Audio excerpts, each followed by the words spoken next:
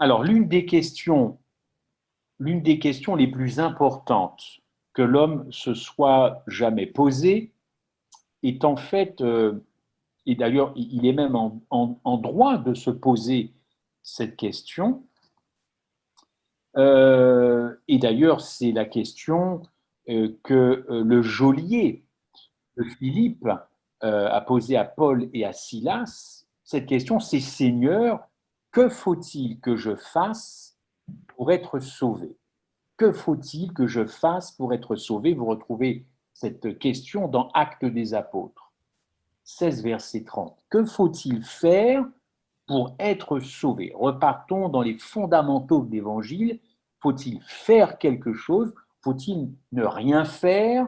Faut-il faut-il faire? C'est une question qui est dans la Bible, hein, et que n'importe qui peut se poser. Alors, trouver la réponse concrète à cette question, quoique d'une importance vitale, est parfois assez difficile pour certains. On s'est livré à d'interminables discussions sur la nature et la signification du salut, les tentatives pour définir et distinguer la responsabilité de l'homme et la responsabilité de Dieu dans la dynamique du salut, ça résulte de débats plutôt virulents parfois, parfois assez virulents. La nature humaine du Christ, est-ce que je collabore ou pas dans le salut? Quelle est ma part? Quelle est la part de Dieu? Ça peut amener des débats, encore une fois, très virulents, n'est-ce pas? Et essayer de saisir le sens de termes tels que sanctification, justification, expiation, rédemption, le cœur même de l'étude de l'école du sabbat de la semaine, hein, n'est-ce pas? Ça peut décourager quiconque est animé d'un désir de comprendre vraiment ce que c'est que le salut, d'autant que la théologie adventiste a évolué, elle a changé, ce n'est plus la même qu'à l'origine. Et pourtant, Ellen White, dans son livre Vers Jésus, décrit magistralement et très simplement eh bien, la signification et la dynamique du salut. Et à travers les pages de ce livre que vous connaissez, Christ et le thème du salut, ça devient pour le lecteur plus qu'une simple idée théologique, plus qu'une doctrine. Hein. Je parle donc du salut, n'est-ce pas? C'est plus qu'un thème, c'est plus qu'un débat. Jésus devient le Sauveur et le Seigneur, pas que Sauveur, et le Seigneur dont on a besoin. Pourquoi faire? Eh bien, pour expérimenter la joie et la certitude de notre salut. Il n'y a plus de joie dans le salut. Quand on se regarde, pas vous, il y a de la joie. Quand on regarde nos contemporains, je ne sais pas si vous avez déjà fait cette réflexion, mais ça manque de joie, quoi. Ça manque de joie. On a l'impression qu'on est courbaturé par les problèmes, ça manque de joie. Donc, retrouver, expérimenter cette joie et surtout aussi cette certitude. Je vous rappelle quand même que Gandhi a eu cette phrase vis-à-vis d'un chrétien, moi, je n'ai pas j'ai pas envie de devenir un chrétien quand je vous vois. Vous n'êtes certain de rien, vous n'avez pas la joie, et donc je reste bouddhiste, je reste tel que je suis. Joie et certitude du salut doivent nous être évidemment retrouvés. D'ailleurs, au passage, si vous lisez le livre des Proverbes, hein, on a l'habitude de le lire parce que c'est des belles petites phrases comme ça, des belles petites expressions, mais c'est fou que dans ce livre des Proverbes, on trouve la science du salut. Ce n'est pas le débat d'aujourd'hui, peut-être que ce sera notre prochaine rencontre, mais on y trouve beaucoup de versets sur la science du salut. Alors, il y a une histoire bien connue dans la Bible, c'est celle justement de cette rencontre entre Nicodème et Jésus. Alors, un petit rappel, brillant pharisien, n'est-ce pas? Nicodème a étudié longtemps dans les écoles rabbiniques pour se préparer justement à la fonction de docteur de la loi. Alors, il est parvenu au sommet du puissant groupe des pharisiens, le fameux Sanhédrin, et il est aussi devenu membre du grand conseil des chefs de la nation juive, n'est-ce pas? Donc, Nicodème pouvait difficilement aspirer à mieux en termes de position stratégique, politique, religieuse, on ne peut pas faire mieux. Presque chef du Sanhédrin, presque membre du grand conseil des grands chefs de la nation, c'est pas évident de faire mieux. Cependant, sa position, eh bien, ne lui apportait pas la satisfaction escomptée, n'est-ce pas? Il sait que c'est un brillant intellectuel, il sait que c'est un leader de la nation qui est sous occupation romaine. D'ailleurs, entre parenthèses, il se demande quand cette nation va-t-elle être libérée du joug des Romains. Pourquoi? Parce que son nom, Nicodème, veut d'ailleurs dire la victoire pour le peuple. C'est le nom, la traduction de Nicodème, la victoire pour le peuple. Au fond de son cœur, il y a quelque chose qui n'est pas comblé chez ce Nicodème, n'est-ce pas? Et il pressent en Jésus-Christ eh bien, l'homme dont aurait besoin son peuple pour justement être victorieux, la victoire pour le peuple. Il cherche cet homme, il pense le trouver en Jésus-Christ, enfin quelqu'un qui va rendre le peuple juif victorieux. Et pourquoi pas le faire sortir eh bien de l'esclavage romain, en tout cas, n'est-ce pas? Donc, pour Nicodème, Jésus semble posséder toutes les qualités, l'étoffe d'un réformateur dont Israël, son peuple, a besoin. Donc, pour toutes ces raisons, il veut en savoir plus sur Nicodème, parce qu'effectivement, Nicodème, il est quand même mal à l'aise avec certaines prises de position du Sanhédrin. Il est mal à l'aise. Alors Nicodème veut rencontrer Jésus pour parler de ça et probablement de bien d'autres choses, n'est-ce pas? Mais sa réputation est en jeu, car Jésus n'est pas le bienvenu chez les pharisiens, n'est-ce pas? D'où cette approche nocturne, cette visite nocturne chez Jésus-Christ. Donc dans Jean 3, parce que c'est vraiment là l'histoire dans ce texte de cette rencontre entre Nicodème et Jésus, on a cette approche et d'emblée, Nicodème va dire, Maître, nous savons que tu viens de la part de Dieu, car personne ne peut faire ce que tu fais si Dieu n'est pas avec lui. Je ne sais pas si vous avez remarqué dans cette phrase, dans cette première phrase, déclaration de Nicodème à, à Jésus-Christ, qu'il fait déjà allusion au miracle, puisque un petit peu avant, dans le chapitre auparavant, ce sont les noces de Cana, donc Nicodème est marqué, entre autres, par les miracles qu'a pu faire Jésus-Christ. Mais moi, ce qui m'intéresse, c'est regarder comment Nicodème va non pas personnaliser cette rencontre, il va employer la première personne du pluriel. Maître, respect, il respecte Jésus.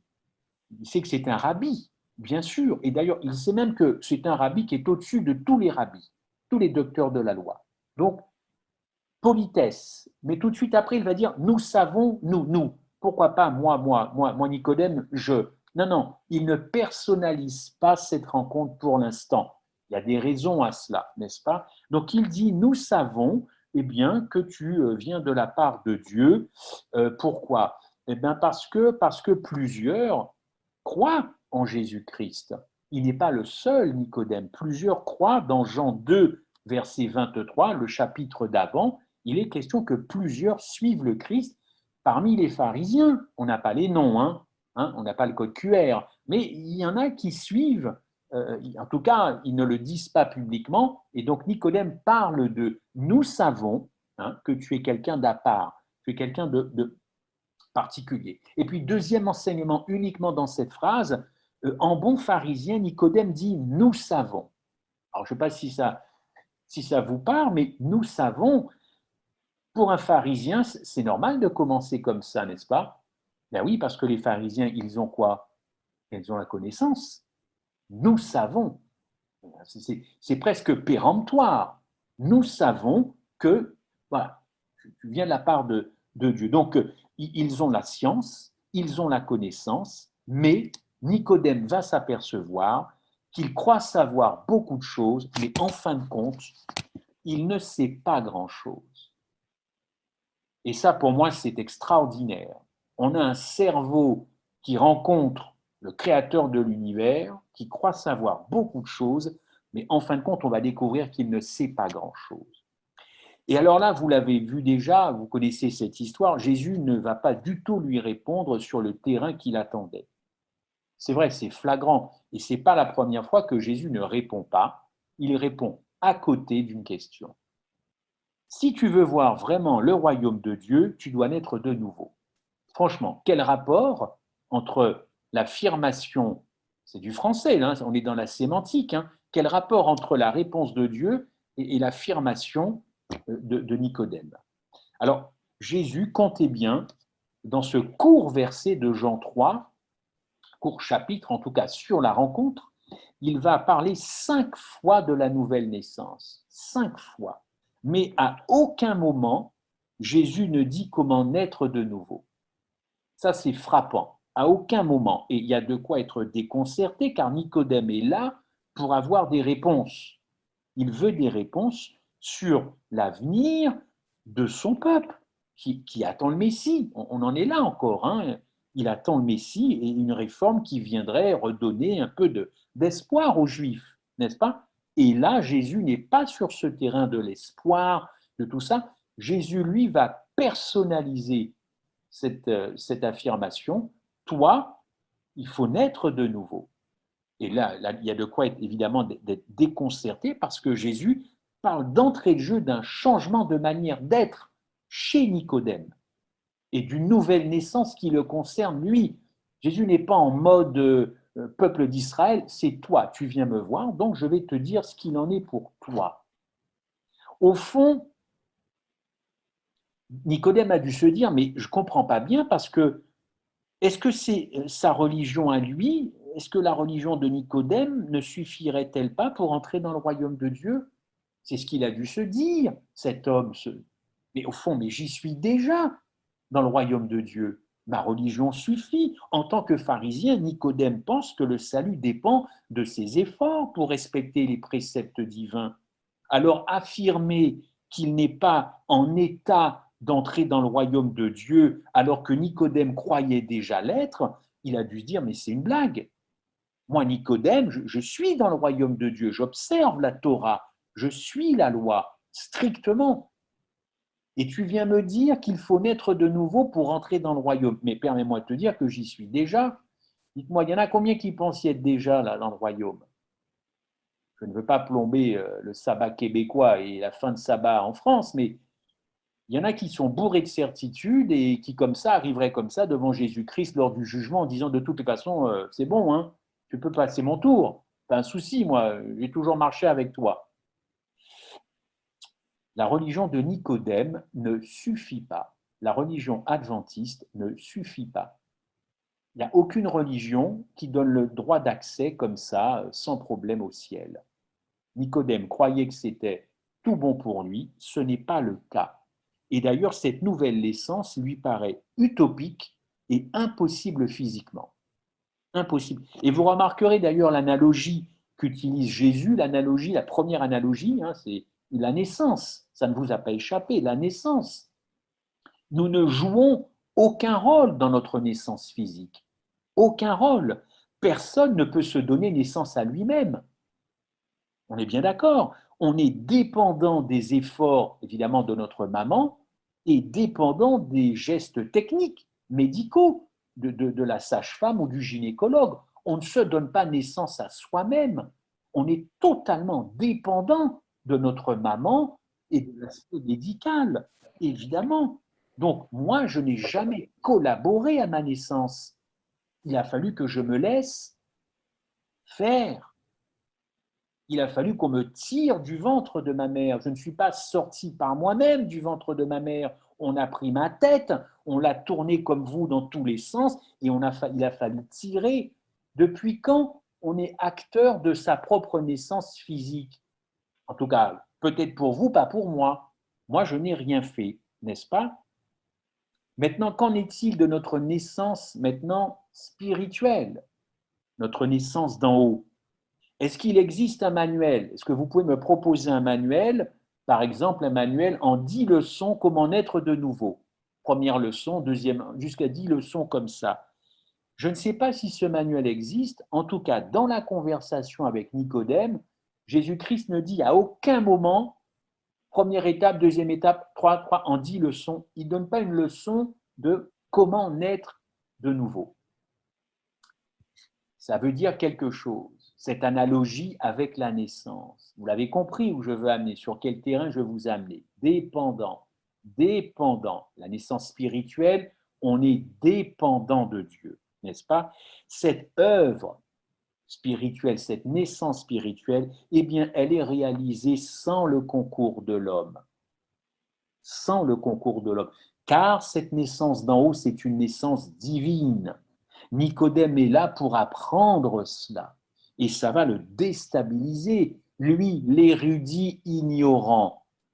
C'est ce que j'ai bien voulu marquer, n'est-ce pas? L'érudit ignorant. Le monsieur je sais tout qui ne sait rien. N'est-ce pas?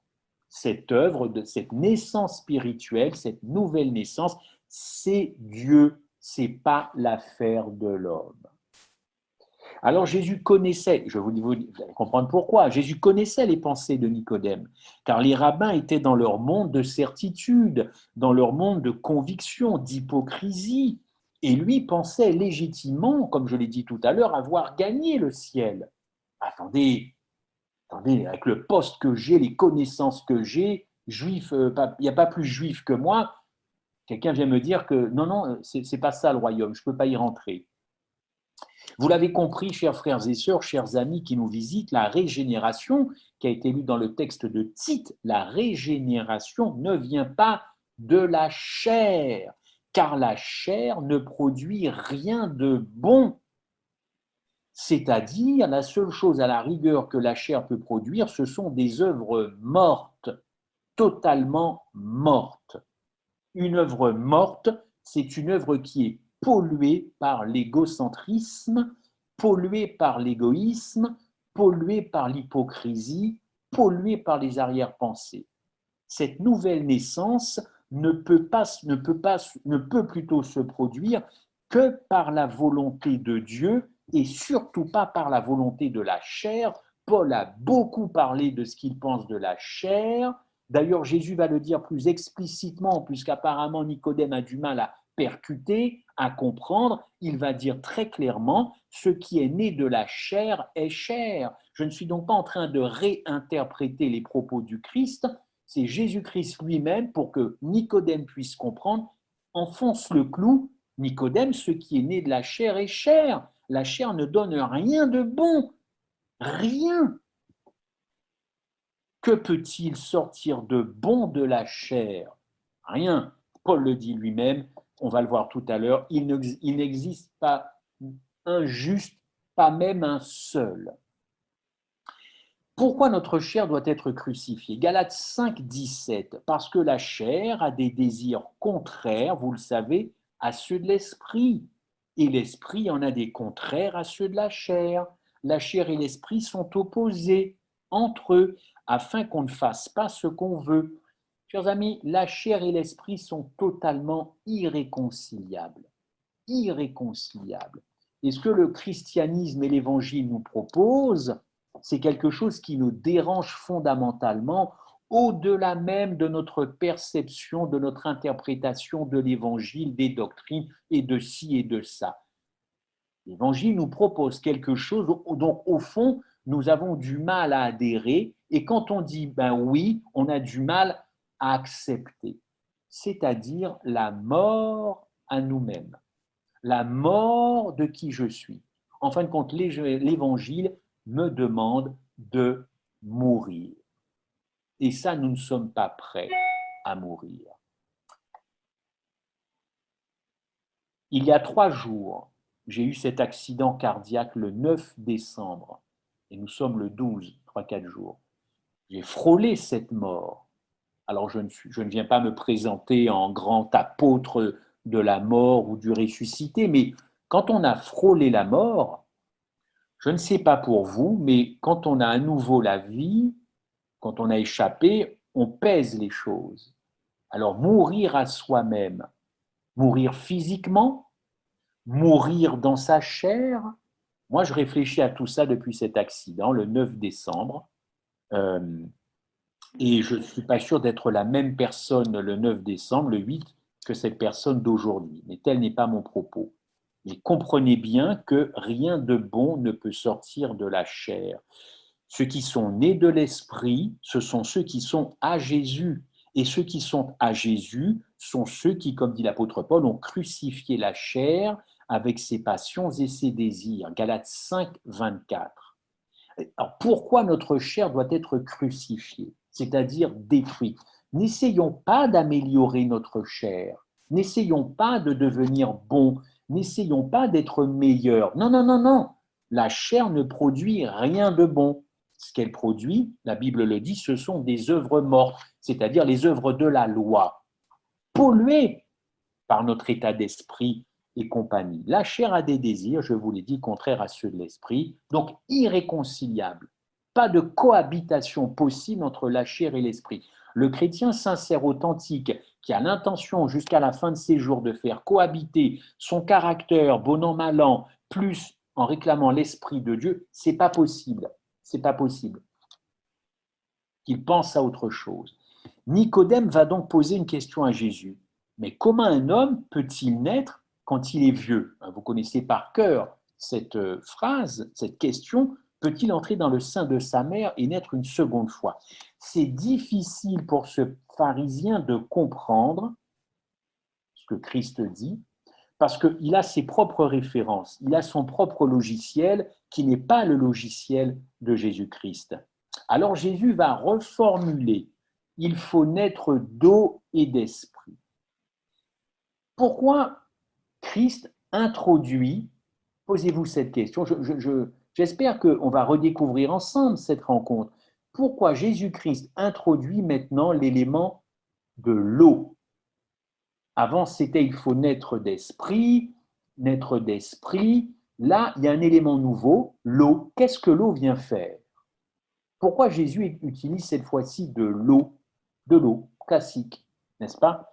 Alors, j'ai cherché un petit peu à savoir pourquoi Jésus montait un petit peu comme ça en température dans cette conversation. Eh bien, il faut comprendre que là, Nicodème, justement, peut comprendre ce que Jésus-Christ veut dire. C'est normal, Jésus-Christ a fait ça pour ça. Pourquoi? Parce qu'en hébreu, le mot qui est utilisé pour l'eau, il a la même racine que quand on parle de l'esprit, quand on parle de l'air, quand on parle du vent et quand on parle du souffle. Ah, là, Nicodème peut comprendre où Jésus veut en venir. Parce que pour tout ça, pour tous ces éléments, c'est presque la même racine en hébreu. Donc là, Jésus-Christ fait clairement allusion à quoi? À la création. À la création. La nouvelle naissance, c'est donc une nouvelle création, n'est-ce pas? Et il ne s'agit donc pas, encore une fois, d'un acte humain. La création n'est pas un acte humain, la recréation n'est pas un acte humain, mais c'est un acte divin. Chers amis, au stade où on en est, combien de chrétiens autour de vous sont des gens fatigués, pour tout un tas de raisons, fatigués, découragés de courir après ce que l'on appelle la sanctification? Ils n'y arrivent pas, ils serrent les dents. Ils serrent les dents. Un jour c'est bien, up, le lendemain c'est down. Le surlendemain, c'est up, et puis après, on n'y arrive pas. Je fais des efforts, pas sur la longue durée, je craque, je reprends, je craque. Je veux faire ça, j'y arrive, 3 jours après, ça y est, je retombe dans mes... Combien serrent les dents dans leur relation avec Dieu, dans ce que l'on appelle le processus de sanctification? Eh bien, il y en a un bon paquet sur la surface de la terre. Et c'est pour ça qu'après, nous avons des gens qui sont découragés, qui ne comprennent pas. Et dès que les premiers nuages arrivent dans leur vie, c'est la faute de Dieu. Pourquoi Dieu fait ça? Je n'ai pas mérité ça. Qu'est-ce que j'ai fait au bon Dieu? Vous connaissez cette phrase? Qu'est-ce que j'ai fait au bon Dieu pour mériter ça? Eh bien oui, mais quelle est ta conception de Dieu? Quelle est ta conception du salut pour envoyer cette réflexion qui blesse le ciel? Qu'est-ce que j'ai fait au bon Dieu pour mériter ça? N'est-ce pas?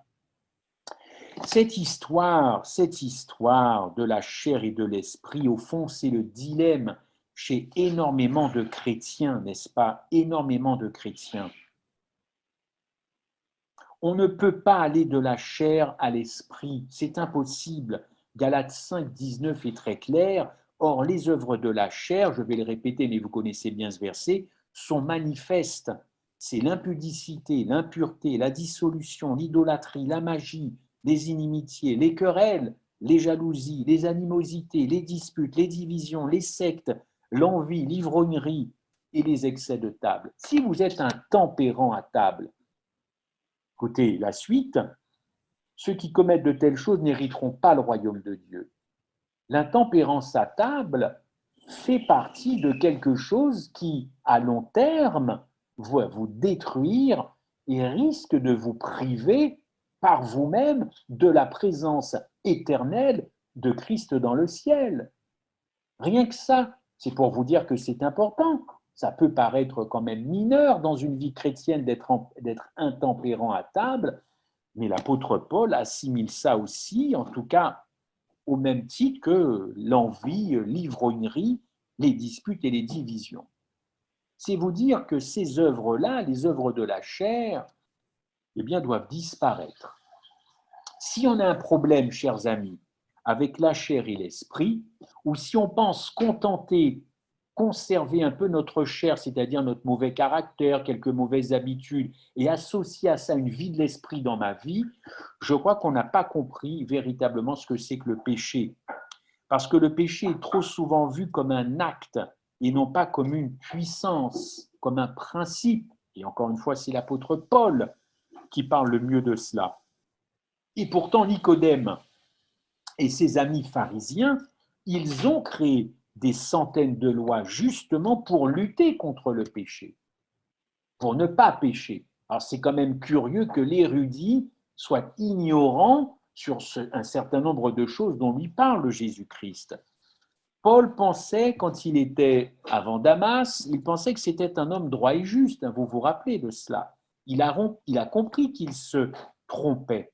Écoutez ce qu'il écrit dans Philippiens 3, verset 8. Après, je regarde toutes ces choses comme une perte, je les regarde comme des ordures. Dans d'autres versions, c'est balayures, ordures, balayures, afin de gagner le Christ. C'est fort, ça, quand même. Paul était aussi membre du Sanhédrin, il était très craint par ses pairs, c'était un leader, un dirigeant, il n'avait qu'à faire ça. Et il y avait des soldats qui lui obéissaient au doigt et à l'œil.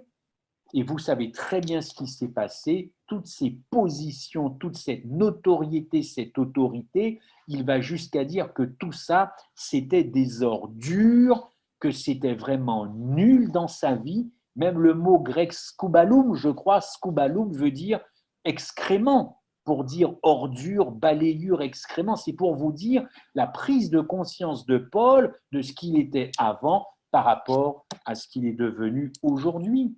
Et il va même s'exclamer en Romains 3, verset 10, « Quoi donc? Serions-nous plus excellents? Nullement, car nous avons déjà prouvé que tous, juifs et grecs, sommes sous l'empire du péché, selon qu'il est écrit, il n'y a pas de juste, pas même un seul, nul n'est intelligent, nul ne cherche Dieu. » Quand je suis revenu à l'Évangile, je suis tombé sur ce passage et j'ai trouvé ce passage extrêmement décourageant. Et je me suis même dit, est-ce que c'est un passage qui est juste? Parce qu'il y a des gens qui font du bien quand même autour d'eux, des actions charitables, comme on dit. Ils s'engagent, ils se donnent pour les autres. Et là, Paul dit, il n'y a pas un juste, il n'y a pas quelqu'un d'intelligent, personne ne cherche Dieu. Ça peut paraître décourageant. On reviendra peut-être une autre fois là-dessus. Chers amis, le salut est un acte divin, n'est-ce pas? Ce n'est pas un acte humain, tout comme d'ailleurs la naissance d'en haut ou la naissance de l'esprit. Le chrétien a besoin de naître de l'esprit, il a besoin que le Saint-Esprit soit implanté en lui, mais l'homme ne peut rien faire pour ça, car il est chair.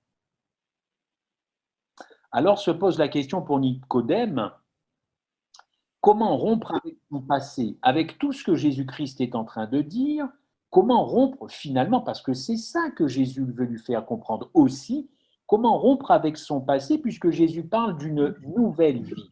C'est nouveau, n'est-ce pas? Est-ce que Nicodème peut devenir une autre personne? Est-ce qu'il peut s'engager sur une nouvelle voie, avec de nouvelles convictions, avec de nouveaux idéaux, avec de nouveaux objectifs? Parce que c'est ça la nouvelle vie. En tout cas, c'est comme ça qu'il comprend. La proposition de Jésus lui semble utopique, car au fond, et c'est vrai, Nicodème a raison, nous sommes déterminés par notre environnement familial, nous sommes déterminés par notre environnement social, déterminés par notre environnement culturel, professionnel. Mais est-ce qu'on peut changer tout ça, se demande Nicodème, pour être nouveau? Est-ce qu'on peut changer tout ça, se demande-t-il? On ne peut quand même pas faire abstraction de son passé, de sa culture, de ses origines. Mais c'est justement ce que veut dire Jésus. Voilà, mon passé, mon hérédité ne me garantit absolument pas l'entrée dans le royaume de Dieu. Mon passé, mon hérédité, mes années d'église, mes années de baptême ne me garantissent absolument pas l'entrée dans le royaume des cieux. J'espère ne pas vous décevoir ou vous attrister. Non, il faut naître d'eau et d'esprit. La naissance d'eau ne suffit pas, il faut naître d'esprit. Alors j'ai envie de vous dire aussi que naître de nouveau, naître de l'esprit, c'est surtout et aussi renaître à l'amour. Ce n'est pas quelque chose de technique, l'amour. C'est quelque chose de magnifique, d'international. Il faut naître à l'amour, s'ouvrir à l'amour agapé de Dieu, évidemment. Et je vois qu'on a beaucoup de grands discoureurs, on a beaucoup de grands discoureurs chez les chrétiens, mais quand il s'agit de faire preuve d'un amour relationnel, hein, n'est-ce pas, là, on a plus grand monde. Alors la proposition de Jésus semble encore une fois utopique, naître de nouveau, naître de l'esprit. Écoutez, la théologie moderne met beaucoup l'accent sur l'acceptation de l'évangile, n'est-ce pas? Comme synonyme de nouvelle vie. Mais ce n'est pas ce que dit Jésus. J'écoute beaucoup de messages en ce moment, j'entends le verbe accepter. Et d'ailleurs, il y a des gens qui m'écrivent, qui me disent, Christophe, est-ce que tu peux préciser un petit peu tout ça? C'est quoi accepter l'évangile? C'est quoi accepter Jésus? Accepter. Bon, et la théologie moderne met beaucoup l'accent là-dessus. Mais encore une fois, ce n'est pas ce que Jésus dit à Nicodème. Mais enfin, nous sommes des adultes responsables. Est-ce que vous voyez écrit dans cette rencontre où Jésus dit à Nicodème, il faut que tu acceptes l'évangile, il faut que tu m'acceptes comme le Messie? Où est ce verbe accepter dans cette rencontre? On n'a pas ce verbe. Jésus n'est pas dans l'acceptation. Il est en train de dire à quelqu'un il doit être reformaté. On n'est pas dans l'acceptation, on est dans la nouvelle vie. Et ça, on n'y peut rien. Ce sera le travail de Dieu. Il n'y a pas un manuel en 15 leçons, encore une fois, sur comment naître de nouveau. Il est où ce manuel? En tout cas, je ne sais pas s'il existe. Non, Jésus dit, il faut que tu naisses d'eau, donc le baptême, et d'esprit. Et observez la remarque de Jésus, tu es le grand théologien d'Israël et tu ne sais pas ça. Tu es le grand théologien d'Israël. Tu es versé dans la Torah depuis des années. Tu es un enseignant. Tu prêches. On te respecte et tu n'es pas au courant de ce que je te dis. Mais mon ami, tu es un ignorant. Où es-tu allé chercher autre chose que ce que je te dis? Eh bien, ils se sont forgés eux-mêmes leur propre évangile, ces pharisiens. Bien entendu. Pourquoi? Parce que Nicodème est aveuglé par son système de pensée. Nicodème a de grandes connaissances. La religion, c'est sa spécialité. Il se distingue encore une fois par ses connaissances, par ses doctrines théologiques, mais il lui manque l'essentiel.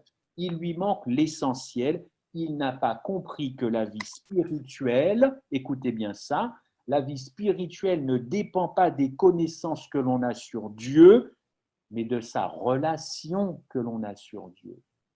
L'évangile, je le répète, c'est expérimental. Je ne suis pas en train de dire qu'il ne faut pas une base scripturaire, des doctrines, des principes. Ce n'est pas mon propos, mais ce n'est pas l'essentiel de ce que Jésus dit à Nicodème. Il lui propose une nouvelle vie. Il ne lui propose pas une nouvelle théorie ou de nouvelles croyances. Ce n'est pas ça qu'il propose à Nicodème. Bon, ben Nicodème n'a pas encore finalement expérimenté Christ, son amour. Il y a un début de quelque chose. Il le respecte, il vient le voir. Je ne suis pas en train de descendre Nicodème, mais il a encore du chemin. Il n'a pas encore découvert que l'on peut obtenir la distinction suprême en Écriture sainte sans connaître en expérience l'être suprême. Je répète, il n'a pas encore découvert que l'on peut obtenir la distinction suprême en Écriture sans en connaître en expérience l'être suprême. Chose surprenante, ce Nicodème qui connaît bien la Torah aurait dû quand même avoir à l'esprit, à ce moment-là, ce soir-là, deux textes majeurs de l'Ancien Testament. C'est le boss de l'Ancien Testament, c'est le théologien de l'Ancien Testament, et il ne connaît pas ces deux versets, Ézéchiel 36, 25, « Je vous retirerai d'entre les nations ». Alors ça, c'est vraiment pour le peuple juif. « Je vous rassemblerai de tous les pays », écoutez bien, « je vous ramènerai dans votre pays, je répandrai sur vous une eau pure ». Ah, on retrouve l'eau pure, n'est-ce pas, Ézéchiel 36, 25, « et vous serez purifiés. Je vous purifierai de toutes vos souillures et de toutes vos idoles. Je vous donnerai un cœur nouveau. » Tiens, tiens, tiens, ça nous parle ça, hein? Je vous donnerai un cœur nouveau. Et je mettrai en vous un esprit nouveau, nouvelle naissance, nouveau. Je vais ôter de votre corps le cœur de pierre et je vous donnerai un cœur de chair. Mais attendez,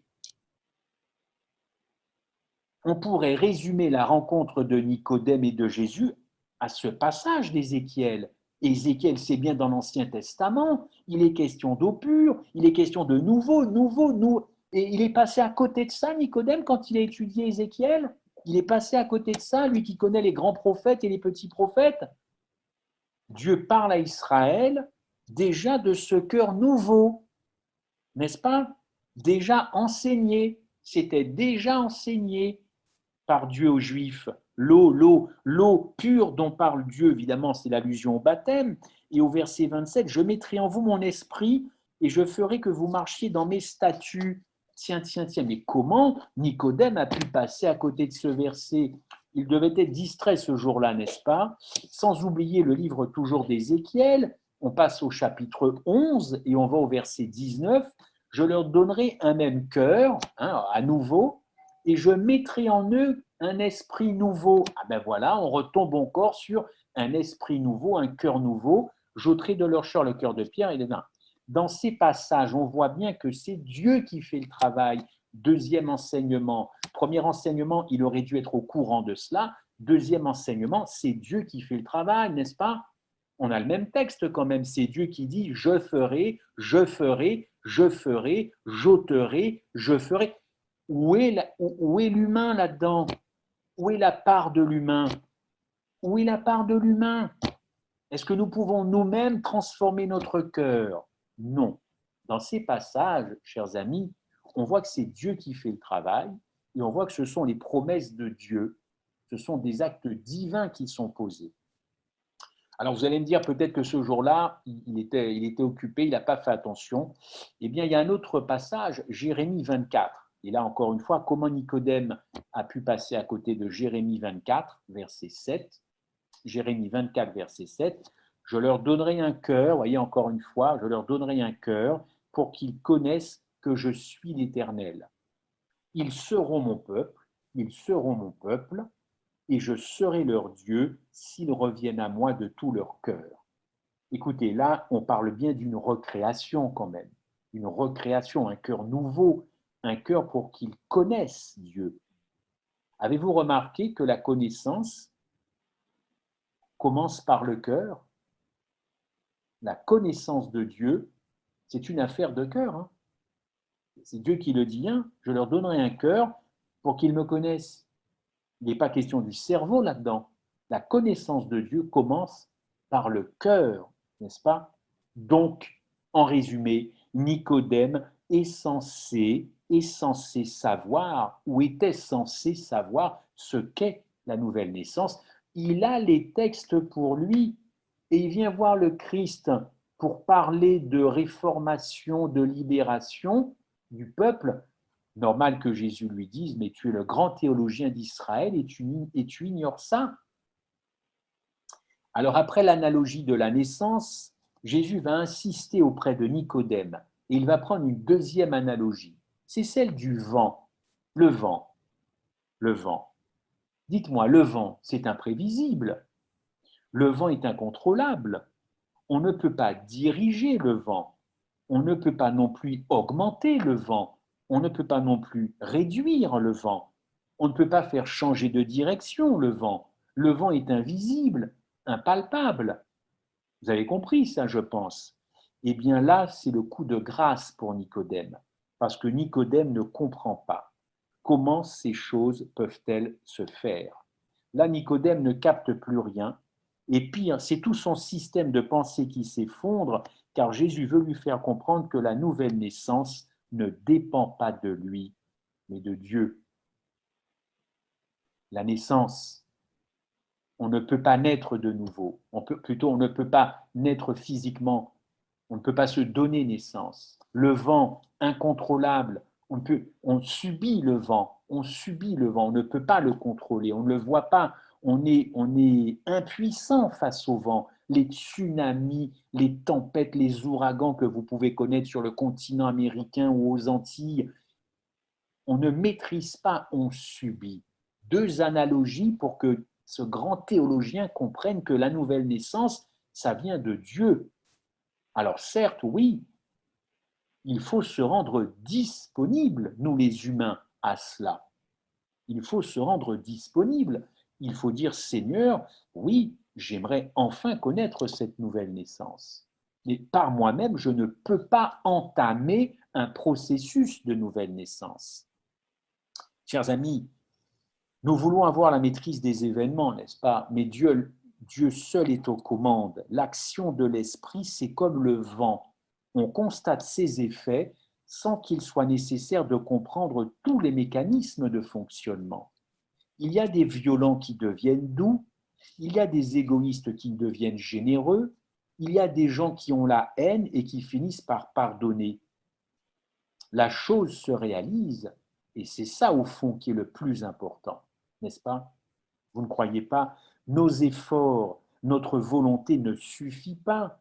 Et si nous croyons que nous sommes acteurs de l'esprit dans notre vie, eh bien nous replaçons l'homme encore une fois au centre de tout, au lieu de mettre Dieu au centre de tout. La nouvelle naissance, elle ne se prouve pas. La nouvelle naissance, elle s'éprouve. Ce n'est pas la même chose.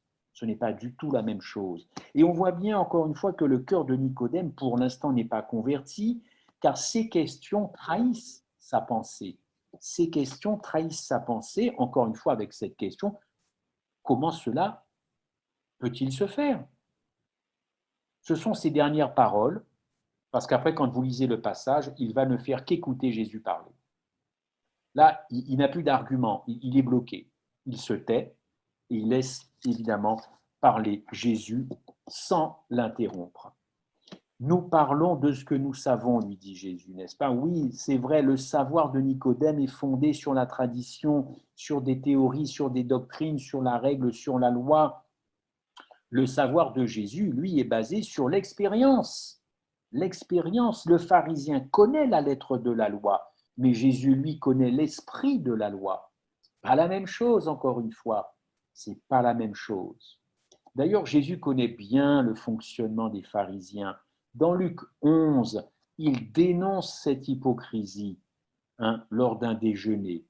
Jésus était à table et Jésus ne s'est pas lavé les mains jusqu'au coude, parce qu'à l'époque de Jésus, il fallait se laver les mains comme ça, mais il fallait se laver les mains jusqu'au coude. Alors ça plairait au ministre de la Santé en France, qui, pour lutter contre le Covid, il faudrait peut-être aller jusqu'aux aisselles. Et au Québec, au Canada, peut-être tout le corps, n'est-ce pas, en plus des gestes barrières.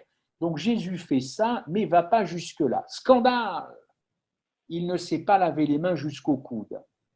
Eh bien, Jésus leur a dit, écoutez, malheur à vous. Malheur à vous, il va le dire 6 fois. Malheur à vous. Il va même les traiter d'insensés. Et c'est une charge terrible que le Christ porte sur cette caste des pharisiens. Il les connaît bien, il les connaît bien.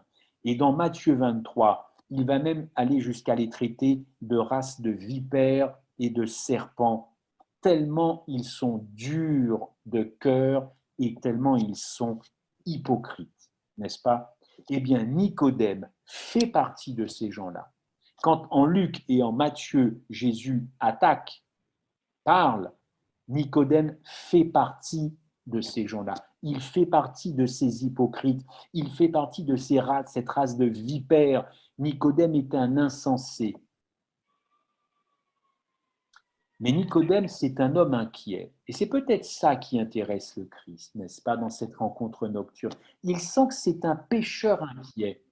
Il sent que c'est un intellectuel tourmenté, n'est-ce pas? Et je pense que c'est ça qui peut plaire, cette sensibilité. Il sent quand même, Nicodème, que ce Jésus est particulier. Il n'est pas encore prêt à suivre Jésus. Il hésite. C'est un visiteur de la nuit, n'est-ce pas? Il admire Jésus, mais pas encore publiquement. Et on va voir que ça va venir. Vous voyez, ce balancier, il y a quelque chose qui fait qu'il y a de la retenue du côté, évidemment, de Nicodème. Et pourtant, il a eu cette possibilité ce soir-là de se convertir.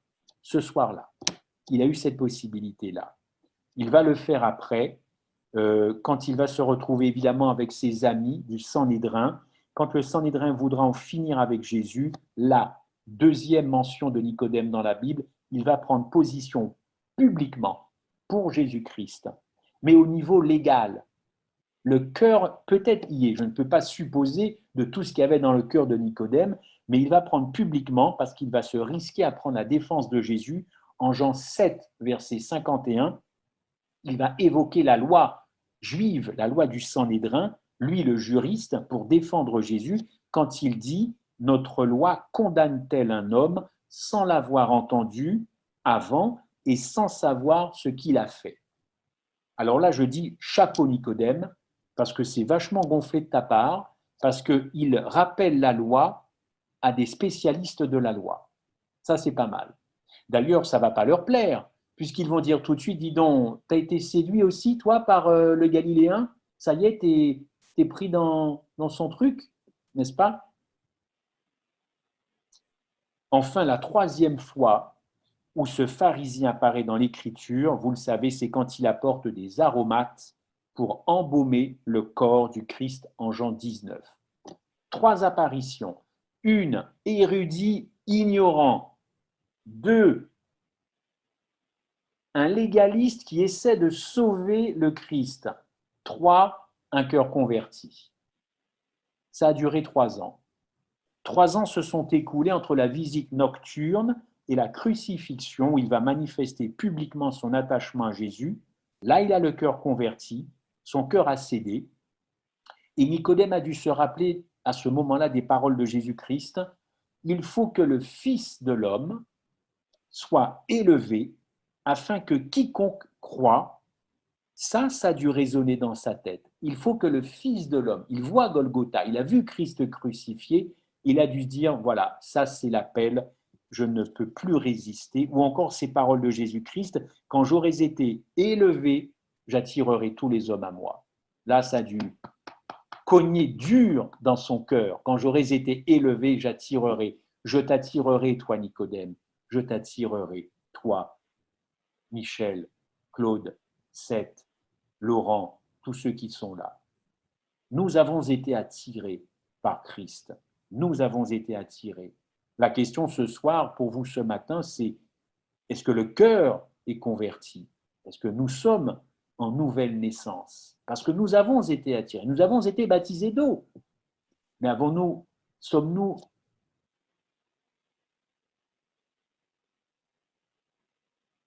à nouveau dans l'amour agapé? Y a-t-il cette renaissance dans l'amour agapé? Chers amis, cette lumière entrevue au cours de la rencontre secrète va illuminer la croix du calvaire. Nicodème va demander de se charger du corps de Jésus avec Joseph d'Arimathée comme un ultime hommage à celui qu'il avait suivi de loin. Il couvrira de baume les plaies que lui aussi avait contribué à ouvrir à cause de sa lâcheté, même s'il s'est désolidarisé des décisions du Sanhédrin après. Mais toutes les décisions du Sanhédrin avant, Nicodème était solidaire contre Jésus, évidemment. Cette nouvelle naissance ne peut avoir lieu que si nous acceptons, alors là je veux bien employer le verbe accepter, que si nous acceptons quoi? D'être dépouillés. Alors là, oui, là, il faut faire des efforts. Être dépouillés de nous-mêmes, comme dit Paul en Philippiens 2, ayez en vous les sentiments qui étaient en Jésus, lequel existant en forme de Dieu n'a pas regardé comme une proie à arracher, d'être égal, mais il s'est dépouillé en prenant une forme de serviteur. Creusez ce verbe dépouiller. Allez voir sa version grecque et sa version hébraïque. Faites ça aujourd'hui, demain ou la semaine prochaine, et vous allez vous apercevoir que dépouiller, c'est très très fort. Ça veut également dire se vider, s'anéantir à soi-même, se briser.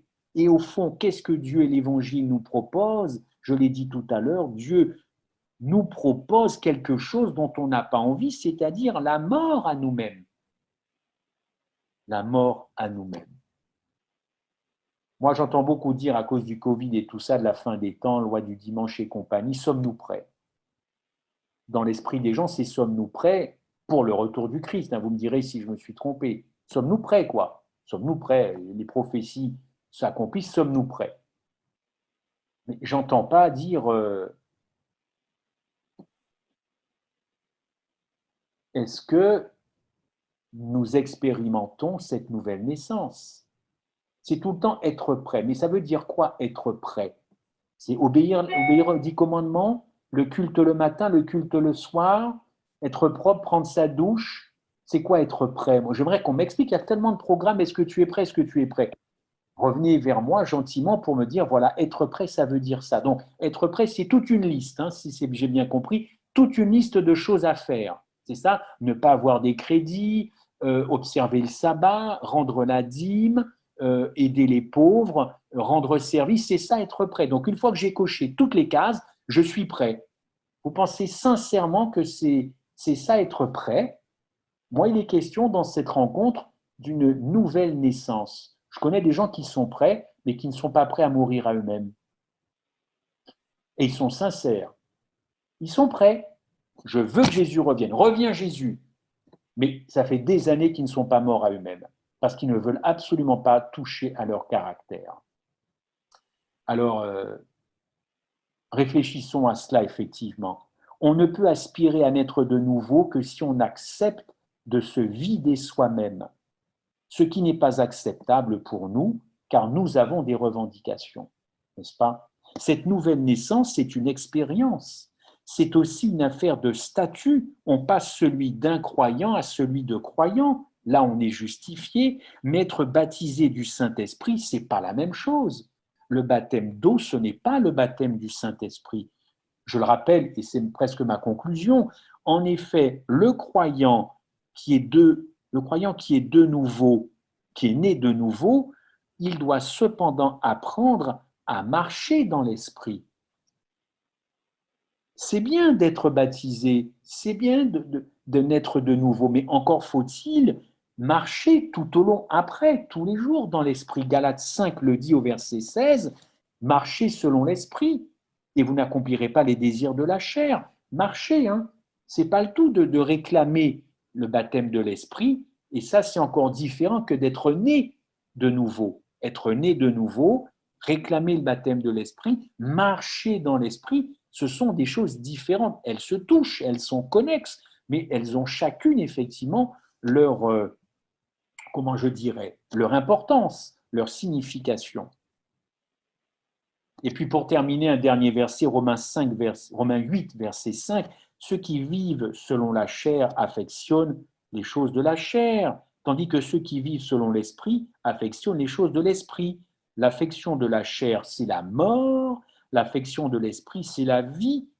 La chair est inimitié contre Dieu. Ne prions pas Dieu pour devenir meilleur. Meilleur en quoi? Ne prions pas Dieu pour être moins méchant. C'est ridicule. Demandons à Dieu une nouvelle naissance, une nouvelle vie, un reformatage, un nouveau logiciel, parce qu'on n'a rien à améliorer, tout n'est pas bon chez nous. Il y a rien on ne peut pas améliorer le pas bon. Le pas bon doit être éliminé et faire la place à quelque chose, évidemment, qui s'appelle la nouvelle naissance. Oh, chers amis, pour bien comprendre ce sujet, Paul divise tous les croyants en deux catégories. Le chrétien dans lequel l'Esprit de Dieu habite, qui contrôle l'esprit, l'âme et le corps, et la dernière catégorie, le chrétien charnel, qui fait l'expérience de la nouvelle naissance, oui, il s'est fait baptiser, mais il est dominé par la chair. Vous voyez, l'apôtre Paul fait mal quand on étudie ses écrits, parce que lui, il est très au clair. Pour conclure, il aura fallu, mon cher Claude, pour cette invitation, il aura fallu 3 ans à Nicodème pour que son cœur se brise. 3 ans. Pour que, comme David, il ait un cœur selon le cœur de Dieu. Et la tradition juive, et ça je n'ai pas de preuve, je m'en tiens à ce que disait ce prédicateur, parce que j'ai cherché qu'est-ce qu'a dit la tradition juive sur la fin de vie de Nicodème, et je n'ai pas trouvé. La tradition juive dit néanmoins que Nicodème a fini par se faire baptiser par Jean, Jean le Baptiste. La tradition juive dit qu'il fut destitué de tous ses titres. Il fut chassé du Sanhédrin. Il fut blâmé. On lui a enlevé tout son argent, car c'était un homme très riche, comme Joseph d'Arimathée, très très riche, très très riche. On lui a pris toutes ses richesses. Il a été banni de Jérusalem. Il a été chassé de Jérusalem, envoyé seul je ne sais où. Il fut martyrisé et il a fini par être battu à mort au 1er siècle environ par la foule. Dès que vous prononciez dans le monde juif le nom de Nicodème, c'était une anathème, c'était véritablement le dernier des mécréants. Et la tradition juive va jusqu'à dire que sa fille de Nicodème, un jour, eh bien, était en train de mendier, je crois, et puis un pharisien passe, il est presque touché, il lui fait presque l'aumône, et quand il demande « Tu es la fille de qui ?» elle répond « Je suis la fille de Nicodème ». À partir de là, il a continué son chemin sans l'aider. Nicodème a tout perdu dans ce monde, mais il a hérité du monde céleste. Et je terminerai par ce très beau verset de Jean 6, verset 37.